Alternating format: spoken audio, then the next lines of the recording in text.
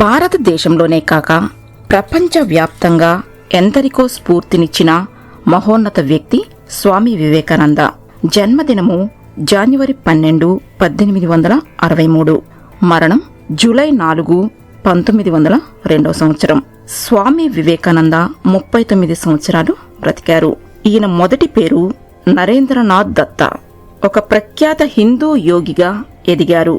దానికి ముఖ్య కారణం వారు చికాగోలో US 1893లో సర్వమత సమ్మేళనంలో హిందూ మత వాసస్థమును గూర్చి ప్రపంచ మేధావులకు వెలుగెత్తి చాటినారు. వివేకానందుడు ఏకసంధాగ్రాహి. లైబ్రరీలో ఎన్నో పుస్తకాలు చదివేశాడు.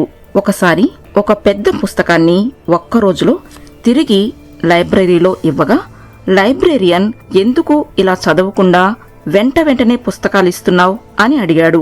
లేదు, నేను చదివేశాను, మీరు నన్ను పరీక్షించవచ్చు అనగా ఆ పుస్తకంలోని అనేక అంశాలను అతడు అడగ్గా తడుముకోకుండా జవాబులు చెప్పాడు. ఎన్నో స్ఫూర్తిదాయకమైన కొటేషన్స్ చెప్పారు. అవన్నీ ఎప్పటికీ ఎందరినో మోటివేట్ చేస్తూనే ఉంటాయి. వారు చెప్పిన వాటిలో కొన్ని మీకోసం. Arise awake and stop not until the goal is reached. ఈ కొటేషన్ మనలో పట్టుదలను, సక్సెస్ అయ్యే వరకు ఎన్ని ఆటంకాలు వచ్చినా ప్రయత్నం ఆపకూడదని తెలుపుతుంది. The greatest sin is to think yourself weak. ఎవరైనా బలహీనులుగా తమను తాము భావించుకోవడం మహాపాపం. Youth are not useless, they are useless. ఉక్కు నరాలు, వజ్రాయుధ సమాన మనస్సు, చాలా పౌరుషం గల కొందరు యువకులను నాకు ఇస్తే ఈ దేశం యొక్క గతిని మార్చి చూపిస్తానన్నారు. Knowledge is life, ignorance is death.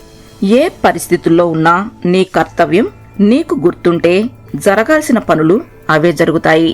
జీవితంలో ధనం కోల్పోతే కొంత కోల్పోయినట్లు, కాని వ్యక్తిత్వం కోల్పోతే సమన్వయం కోల్పోయినట్లు. ప్రతిరోజు నీతో నీవు కాసేపైనా మాట్లాడుకోవాలి. లేకపోతే ఒక అద్భుతమైన వ్యక్తితో సంభాషించే అవకాశాన్ని కోల్పోతారు.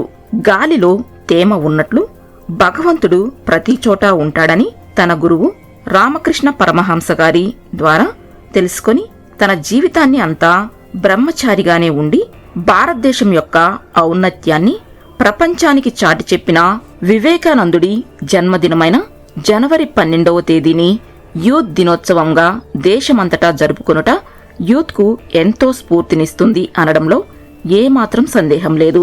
ధనం మనలను సృష్టించలేదు, మనుషులే ధనాన్ని సృష్టించారు. పరిస్థితులు ఎంత కఠినంగా ఉన్నా సరే మనం మనలాగే ఉండటమే అసలైన ధైర్యం. మందలో ఒకరిగా ఉండకు, 100లో ఒకరిగా ఉండటానికి ప్రయత్నించు.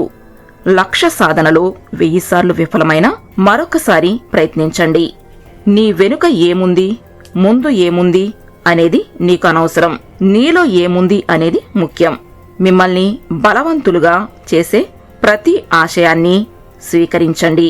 బలహీనపరిచే ప్రతి ఆలోచనను తిరస్కరించండి. పసిబిడ్డను తల్లి ముద్దాడుతుంది.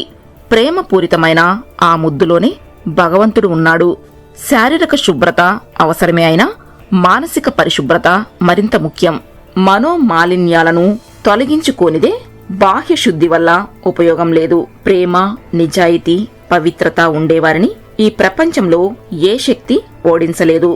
బంగారాన్ని బంగారమే అని నిరూపించడానికి పరీక్షలు ఎదుర్కొంటుంది. కాని బొగ్గును బొగ్గు అని చెప్పడానికి ఏ పరీక్షలు అవసరం లేదు, చూసి చెప్పేస్తారు. అలాగే మంచి వాళ్లకే పరీక్షలు, ముంచే వాళ్లకు లేవు ఏ పరీక్షలు. ఫ్రెండ్స్, ఇటువంటి వీడియోస్ కోసం మరి మా ఛానల్ని సబ్స్క్రైబ్ చేయండి. అలాగే ఈ వీడియోని లైక్ చేయండి, మీ ఫ్రెండ్స్కి షేర్ చేయండి. Thank you for watching.